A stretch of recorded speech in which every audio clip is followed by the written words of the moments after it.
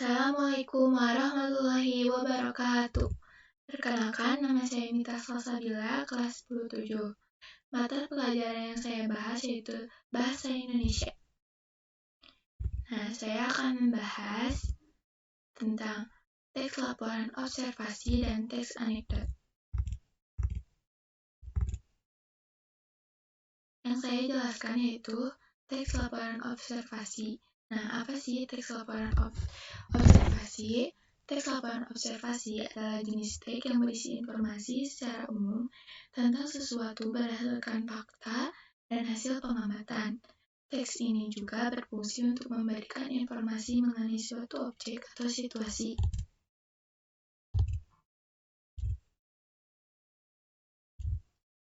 Sekarang, struktur teks observasi. Yang pertama yaitu pernyataan umum atau klarifikasi. Bagian ini berisi pembukaan atau pengantar mengenai hal yang akan disampaikan, hal umum tentang objek yang akan dikaji, dan menjelaskan secara garis besar pemahaman tentang hal tersebut. Yang kedua, definisi bagian. Bagian ini berisi penjelasan detail mengenai objek atau bagian-bagian dari objek. Contohnya, jika objek observasi adalah binatang, hal-hal yang akan dibahas di bagian ini adalah bagian tubuh, pola makan, jalur hidup, habitat, kebiasaan unik, dan lain-lain. Yang ketiga, deskripsi manfaat atau kesimpulan. Deskripsi manfaat atau kesimpulan, bagian ini menjelaskan manfaat dari objek yang diobservasi, baik bagi manusia maupun alam secara umum.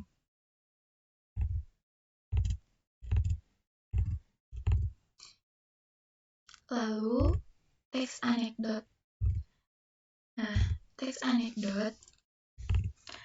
anekdot adalah teks yang memaparkan cerita singkat yang menarik, lucu, dan mengesankan karena isi teks anekdot berupa kritik atau sindiran terhadap kebijakan layanan publik, perilaku, penguasa, atau suatu fenomena kejadian.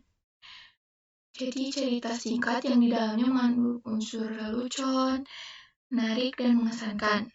Umumnya teks anekdot menceritakan orang penting atau terkenal berdasarkan kejadian nyata. Ini struktur teks anekdot. Yang pertama itu abstraksi. Struktur teks anekdot yang diletakkan pada posisi paling awal dari teks tersebut. Yang kedua, orientasi. Bagian ini merupakan penjelasan awal kejadian, cerita atau latar belakang mengapa sebuah peristiwa utama dalam cerita dapat terjadi. Yang ketiga, krisis.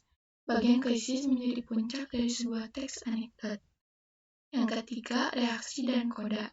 Yang keempat, yang mengungkapkan penyelesaian masalah dalam cerita teks anekdot. Reaksi ini dapat berupa sikap mentertawakan atau mencela. Koda bagian penutup teks anekdot yang dapat komentar, persetujuan, ataupun penjelasan dari cerita tersebut.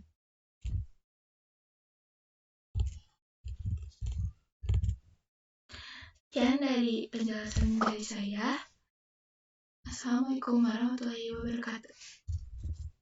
Mohon maaf bila ada kesalahan.